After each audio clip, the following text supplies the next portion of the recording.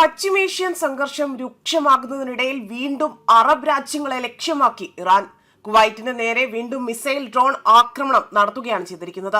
വ്യോമ പ്രതിരോധം നിർവീര്യമാക്കിയതായി തന്നെ റിപ്പോർട്ടുകൾ പുറത്തുവരുന്നു.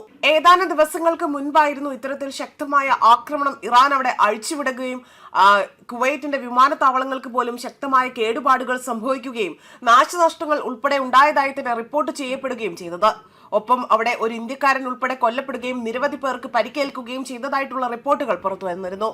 അധികൃതരുടെ അല്ലെങ്കിൽ അവർ നൽകുന്ന വിവരം അനുസരിച്ച് രാജ്യത്തിന്റെ വ്യോമ അതിർത്തിയിലേക്ക് എത്തിയ ശത്രുതാപരമായ ഒരു ഡ്രോണും മിസൈലും സമയബന്ധിതമായി തന്നെ കണ്ടെത്തുകയും അത് തടയുകയും അല്ലെങ്കിൽ അതിനെ തകർത്ത് തരിപ്പണമാക്കുകയും ചെയ്തതായിട്ടാണ് ഇവർ വ്യക്തമാക്കുന്നത്.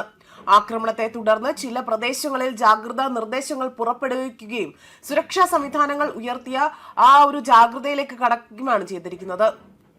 ഇതിനിടെ തന്നെ അമേരിക്കൻ സൈന്യം ഇറാനാകട്ടെ 7 മിസൈലുകൾ കുവൈറ്റിനും ബഹ്റൈനും നേരെ പ്രയോഗിച്ചതായി തന്നെയാണ് ഇവിടെ റിപ്പോർട്ട് സൂചിപ്പിക്കുന്നത്.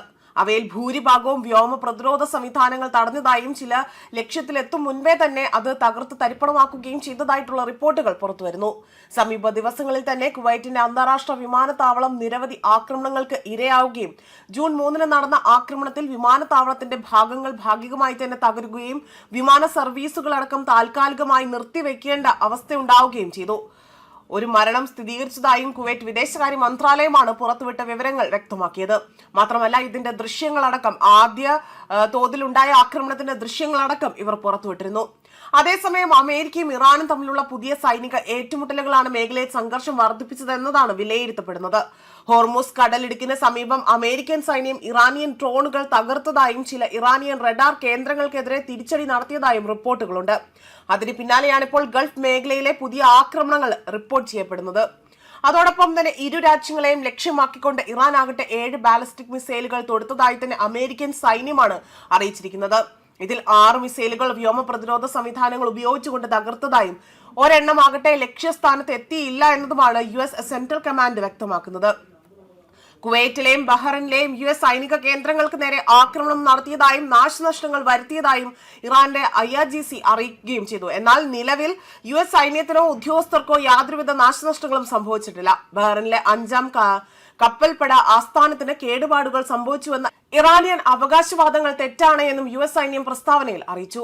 അതോടൊപ്പം തന്നെ വ്യോമ പ്രതിരോധ സംവിധാനങ്ങൾ നിലവിൽ ശത്രു മിസൈൽ ഡ്രോൺ ആക്രമണങ്ങളെ നേരിട്ടുകൊണ്ടിരിക്കുകയാണ് എന്നതാണ് കുവൈറ്റ് സൈന്യം അറിയിച്ചിരിക്കുന്നത്. അതേസമയം മിസൈൽ ആക്രമണങ്ങളുടെ പശ്ചാത്തലത്തിൽ കുവൈറ്റും ബഹ്റൈനും അടിയന്തര സുരക്ഷാ നടപടികൾ ശക്തമാക്കിയിട്ടുണ്ട്. ബഹ്റൈനിൽ ജനങ്ങളോട് സുരക്ഷാ സ്ഥാനങ്ങളിലേക്ക് മാറാൻ നിർദ്ദേശം മേഖലയിൽ അവിടെ നൽകുകയും സംഘർഷം കൂടുന്നതോടുകൂടി തന്നെ ബഹ്റൈനിൽ ഉടനീളം തന്നെ അപായ സൈറനുകൾ മുഴങ്ങിയതായും വ്യക്തമാക്കുന്നു. സുരക്ഷിത കേന്ദ്രങ്ങളിലേക്ക് മാറാൻ ജനങ്ങൾക്ക് അധികൃതർ നിർദ്ദേശം നൽകിയിട്ടുണ്ട്. ഇന്ന് പുലർച്ചെ ഏകദേശം 4:15 ബഹ്റൈൻ ആഭ്യന്തര മന്ത്രാലയം രാജ്യവ്യാപകമായി കടുത്ത ജാഗ്രതാ നിർദ്ദേശമാണ് പുറപ്പെടുവിച്ചിരിക്കുന്നത്.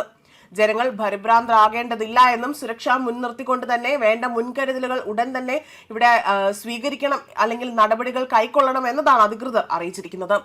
ആക്രമണങ്ങളെ പ്രതിരോധിച്ചതായി തന്നെ കുവൈറ്റ് ഉദ്യോഗസ്ഥരും വ്യക്തമാക്കുന്നുണ്ട്.